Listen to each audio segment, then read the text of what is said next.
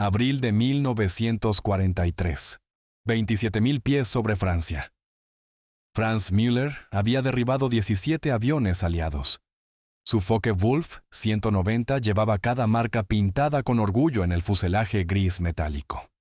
Era joven, apenas 23 años, pero en el aire se movía como un maestro de esgrima. Preciso, elegante, letal. Aquella mañana, mientras ascendía con su escuadrón sobre los cielos de Francia, vio algo que le arrancó una carcajada. «Mein Gott, ¿qué es eso?», murmuró por radio. «Parecen tractores con alas». Sus compañeros rieron también. Abajo, trepando lentamente hacia ellos, una formación de cazas americanos luchaba por alcanzar altitud. Eran enormes, torpes, ridículamente pesados. «Nos mandan botellas de leche voladoras», dijo Müller, con la seguridad del depredador que ya conoce el desenlace. Nadie imaginaba que esas moles plateadas estaban a punto de cambiar el cielo para siempre. Durante años, la Luftwaffe había sido la dueña indiscutible del espacio aéreo europeo. Sus pilotos eran la aristocracia del aire, condecorados, disciplinados, temidos. Volaban máquinas precisas construidas con ingeniería germánica. Cada maniobra era un ballet mortal, cada disparo un cálculo perfecto. Y entonces llegaron los americanos, con sus cazas gigantescos que desafiaban toda lógica aeronáutica, máquinas que pesaban más de 7 toneladas, diseñadas por alguien que aparentemente nunca había entendido que era un caza ligero. El primer día que los vieron, los alemanes no pudieron contener la risa. «¿Cómo aterrizan esas cosas?», bromeó un teniente mientras encendía un cigarrillo con parsimonia. Aquellos nuevos cazas llevaban el nombre de Republic P-47 Thunderbolt. Para los alemanes eran una broma volante. Para los americanos, su apuesta más desesperada. Lo que nadie comprendía aún era que el Thunderbolt no había nacido para competir en elegancia.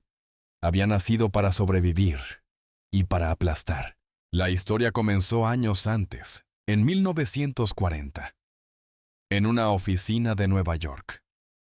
Alexander Kartveli, un ingeniero georgiano de aspecto serio y mirada inquebrantable, recibió un encargo imposible del Cuerpo Aéreo del Ejército.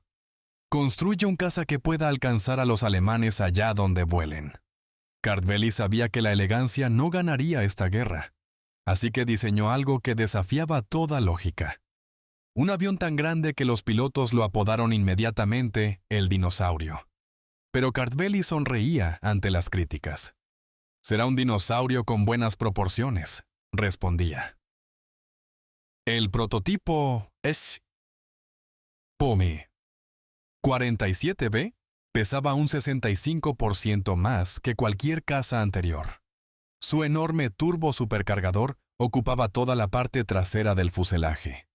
Y en su corazón rugía un motor radial Pratt & Whitney Rowe 2800 capaz de mantener su potencia brutal incluso a 27.000 pies de altitud. El avión parecía una aberración técnica.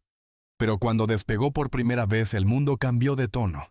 El primer rugido del motor hizo temblar los hangares. Era un sonido áspero, metálico, primitivo. Los mecánicos lo bautizaron el rugido de Dios. Los pilotos que lo probaban decían que era como intentar domar un relámpago. Un error, una vacilación. Y te mataba.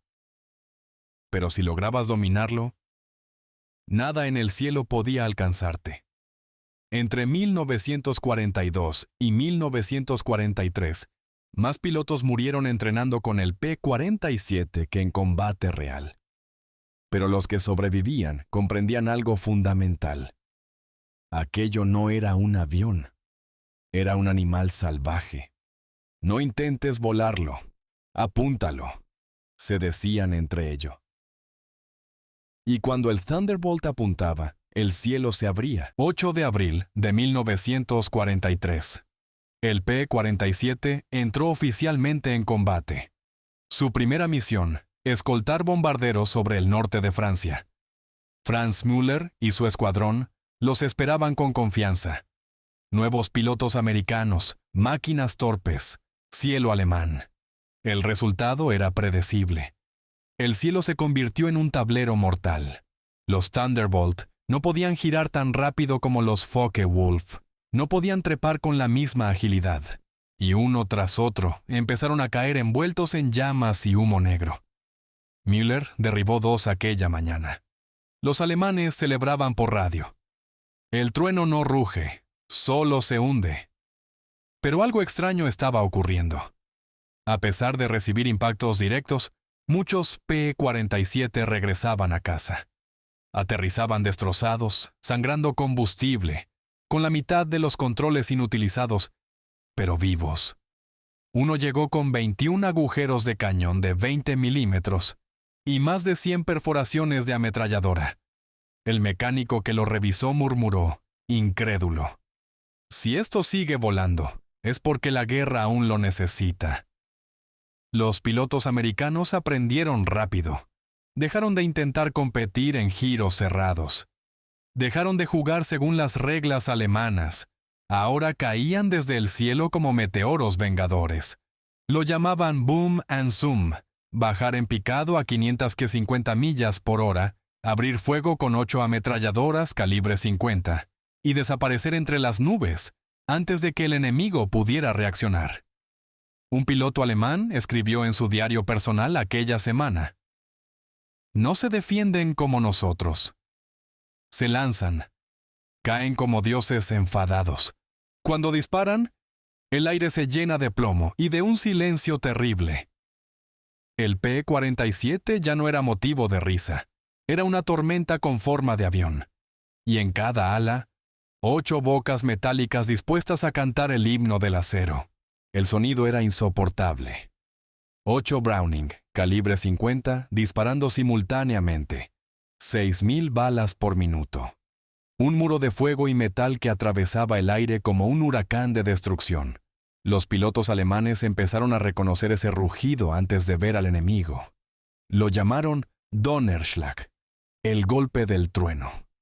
Y cuando lo escuchaban, sabían que ya era demasiado tarde. Una sola ráfaga del P-47 podía cortar un avión en 2. No había tiempo para el miedo, apenas para la sorpresa. Franz Müller lo experimentó en carne propia en mayo de aquel año. Estaba persiguiendo a un bombardero rezagado cuando escuchó ese sonido. Se giró bruscamente y vio la mole plateada cayendo sobre él desde arriba, con las llamas naranjas parpadeando en sus 8 bocas. Apenas logró esquivarlo. Las trazadoras pasaron tan cerca que sintió el calor en la cabina.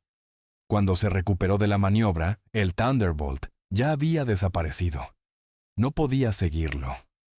Era demasiado rápido en línea recta, demasiado resistente para abatirlo en una sola pasada, y demasiado letal para arriesgarse a un segundo encuentro. Aquella noche, en el barracón, Müller no bromeó. Solo encendió un cigarrillo con manos temblorosas y miró el techo en silencio. La Luftwaffe comprendía lentamente una verdad incómoda. Su reinado había terminado. La superioridad técnica se había rendido ante la fuerza bruta industrial. El trueno había hablado, y el cielo entero había temblado. El P-47 Thunderbolt había pasado de ser motivo de burla a símbolo de terror reverencial. Era la encarnación perfecta de una nueva forma de guerra. Industrial, imparable, mecánica. En su rugido resonaba el sonido de toda una nación forjando acero con esperanza y determinación. En los museos de Europa y América todavía se conservan algunos ejemplares. Debajo de uno de ellos, una placa de bronce dice: «¿Se rieron cuando nos vieron venir? Dejaron de reír cuando entendieron lo que oían. El día que el trueno habló, el cielo se rindió. Y nunca volvió a ser el mismo». Después de aquello, los pilotos alemanes ya no se reían. Cuando escuchaban el rugido grave y amenazante del P-47 descendiendo desde las nubes, sabían que el cielo ya no les pertenecía. El Donnerschlag se convirtió en una advertencia, un eco metálico que bajaba desde las alturas para anunciar destrucción inevitable. Los informes de inteligencia alemanes cambiaron dramáticamente de tono. Avión grande. Pesado. prácticamente invulnerable. Amenaza crítica de máxima prioridad. Para 1944, los Thunderbolt dominaban los cielos de Europa. Donde antes había risas arrogantes y confianza ciega, ahora solo quedaba un silencio respetuoso y temeroso. Franz Müller sobrevivió a la guerra. Regresó a Alemania en 1945, con 29 victorias confirmadas y el corazón cansado. Nunca volvió a reírse de ningún avión americano. Años después, en una entrevista para un documental, le preguntaron por el P-47. El viejo piloto encendió un cigarrillo, miró a lo lejos con ojos que habían visto demasiado, y dijo simplemente: «No era un avión. Era un castigo divino con alas».